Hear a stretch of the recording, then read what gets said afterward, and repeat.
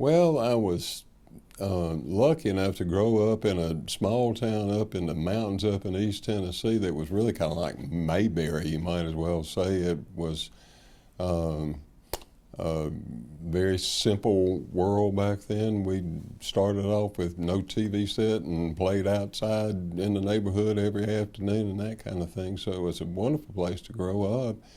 And uh, fortunate to have had very loving parents who were very inspirational to me and uh, gave me great upbringing and great advice.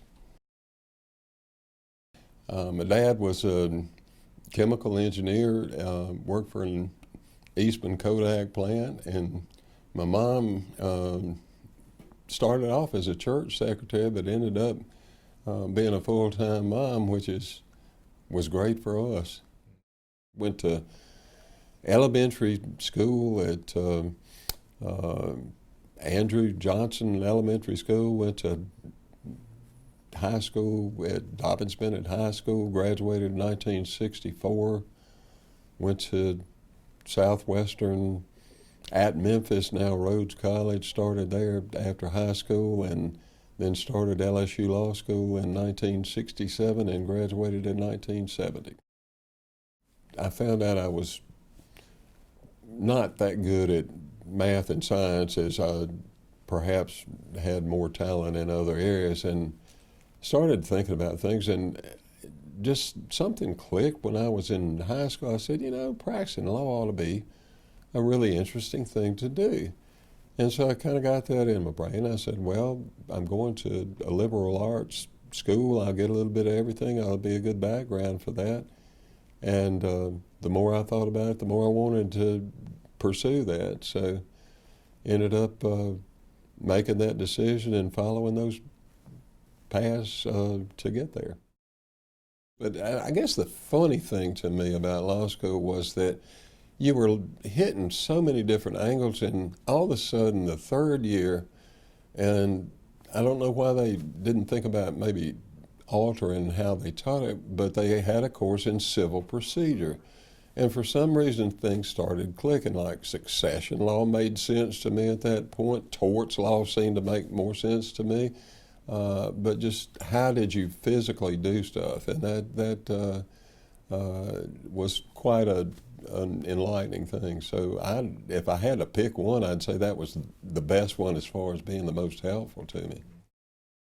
After law school, I was fortunate to get with a law firm in Denham Springs, and it was quite an education because one of the partners in the firm, and there were four partners, and I was an associate, but one of the partners at that time was a guy named Carl Cavanaugh, who up to that time had the highest grade point average that anyone had ever made at LSU Law School. So he was like a walking encyclopedia, but Carl would never tell you what to do. Carl would say, do this, and make you try, and then after you'd thought through it, you could come to him with some questions, and of course he didn't ever have to open a book to give you the answer to it. And at that time, Paul Dewey was a partner in the firm, and Paul was just an absolutely brilliant trial lawyer, so you got a good mix of a lot of different things. Had been doing work with the law firm for both a bank and a savings and loan association, and they both stuck with me and did a lot of real estate work at that point. And then the father of our present clerk of court here in Livingston Parish was into real estate and got all of his business, and he was very good to me too. So it was a good base, and then I could kind of pay the bills with that and pick up a little bit of different kind of stuff on the side. So I was lucky. Calvin and I had been friends and acquaintances for some time, and at that point I was practicing by myself and enjoying that, and kind of got to know Jimmy Coon through Calvin.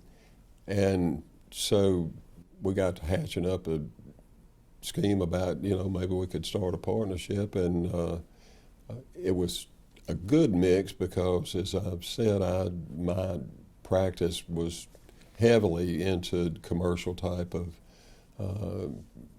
business law and real estate and that kind of thing.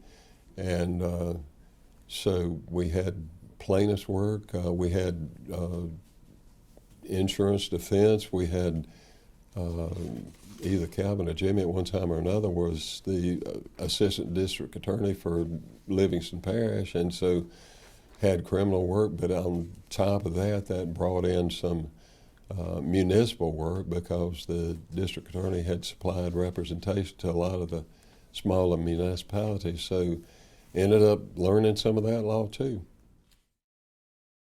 After Calvin and Jimmy and I had formed our partnership, for years the Bar Association had their annual meeting every year in Biloxi.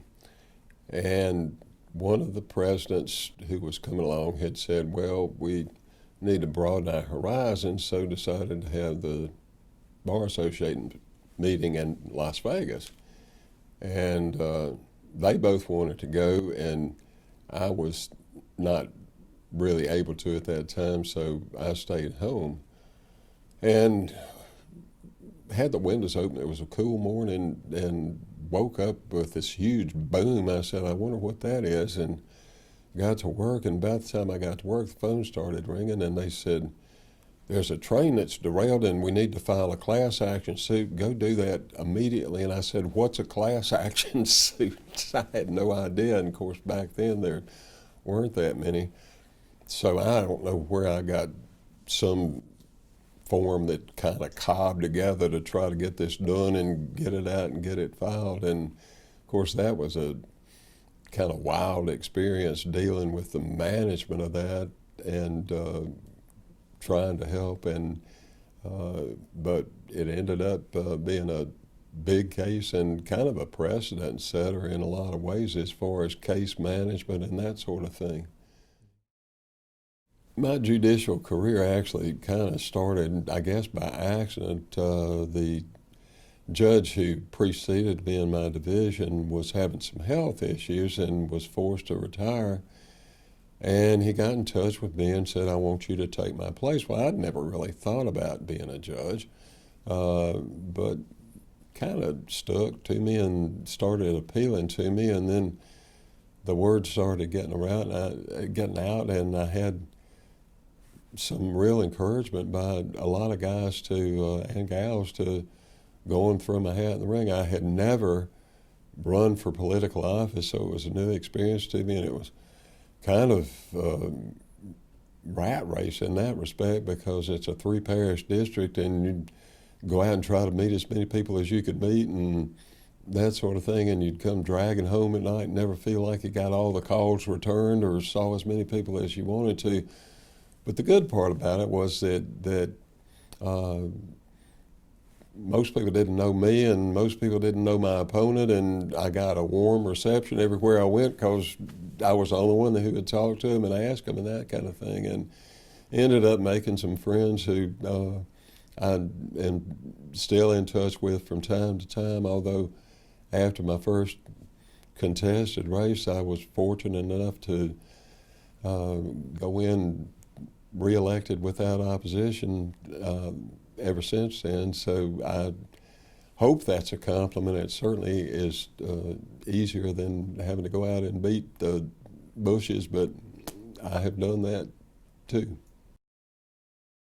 My first day on the bench, and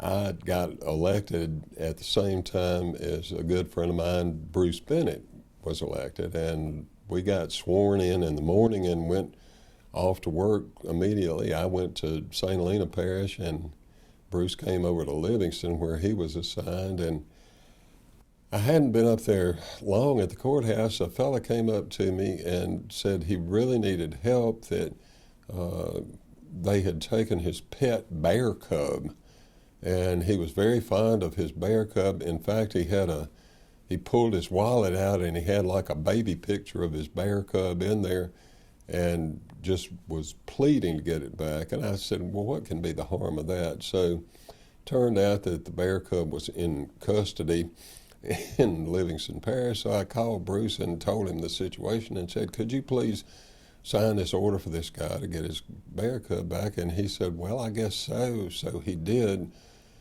He called me shortly after that and said the wildlife and fisheries people were crawling him for violation of whatever rule they had against having wild quadrupeds. And so that was kind of my first case, if you would, of any magnitude in being on the bench.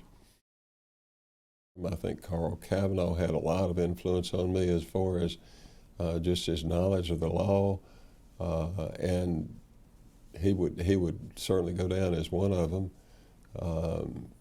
Bob Mellon was another partner, and Bob unfortunately just passed away about a week ago, but Bob had the ability to smooth things over, and I think helped me to understand that compromise was often the best way to try to get a legal issue resolved. Movie that came out years ago called Natural Born Killers, and it was a pretty serious, I guess is a mild way to put it, movie that involved a good bit of violence, but there was a young couple, or a young man, a young woman from Oklahoma who apparently claimed to have been inspired by that movie, made a trip to New Orleans, and part of the deal was that he ended up killing somebody in Mississippi on the way down there, and she shot a lady in Ponchatoula on the way back.